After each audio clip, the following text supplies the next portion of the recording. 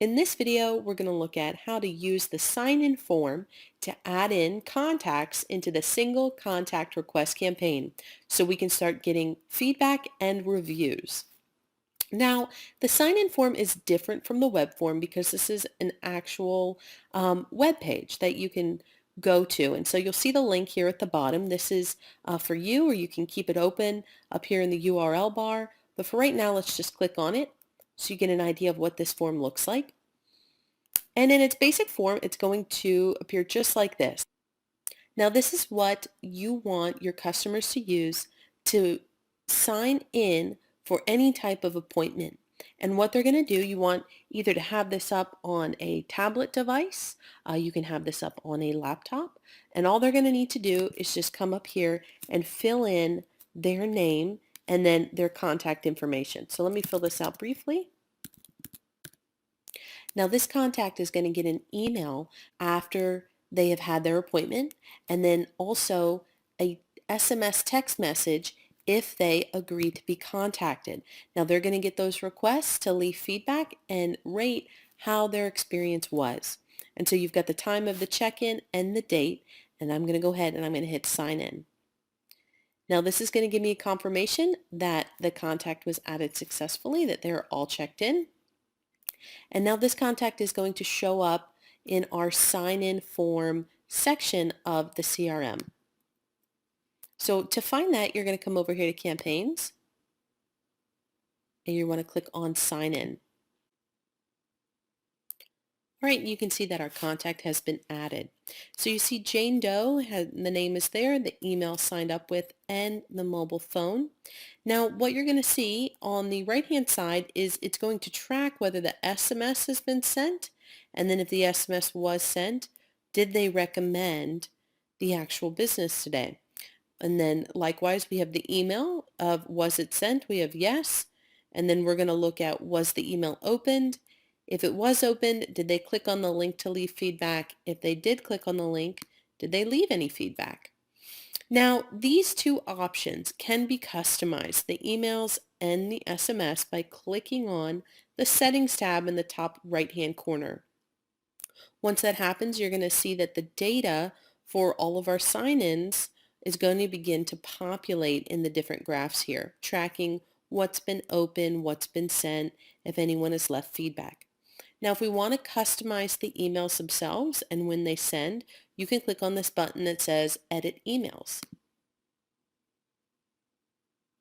And now you're going to see the actual default sending times for each email. So the first email goes out 3 hours after the contact has signed in using the sign-in form.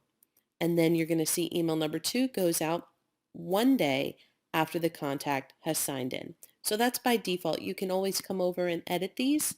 You've got minutes, hours, or days, and then of course the content of the email can also be updated. Now you'll see what feedback page this campaign is going to send to if they opt in to send feedback. And then likewise, we can go look at the SMS campaigns, and you can customize those as well. So by default, the first SMS will go out 3 hours after the contact has signed in using the sign-in form.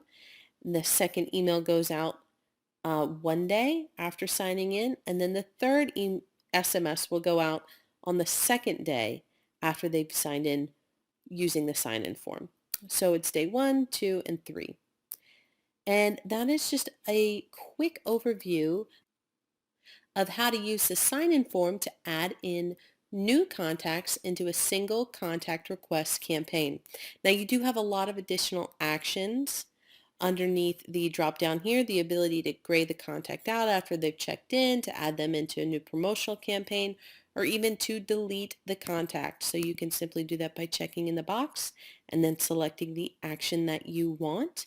The last thing I do want to highlight for you would be the ability just to customize the sign-in form settings themselves. So if you ever want to come in and change the way that that form looks or appears, you can click on the link, and just real quick, make sure you've got the right location selected, so you're using the right form, and you'll see it takes you to a editor. Now you can click and change the background color if you want, or if you ever want to customize who is getting notifications. These are the users that are already set up for this company. So those are decision makers, project managers, or just staff assigned to this location. You can change the formatting. So if you want to change it to, year, month, day, you're able to do that. If you want to change it to 24-hour formatting for the time, you can do that. Um, and then, of course, we have the ability agree to be contacted.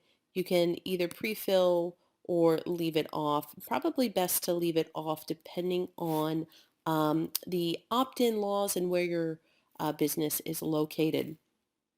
Now, the agree to be contacted links to a terms of service. If you would ever like to update those terms of service, you are able to come in here and customize and edit anything you would like. These are our default terms of service. It is up to you to ensure that as far as where you're located and the industry that you're in, that this meets all the legal requirements for anybody opting in for any type of information. This is just a template that you're able to use in here as a default, but of course it's your responsibility to ensure that any terms of service, any legal information you are adhering to and is filled out according to your industry standards.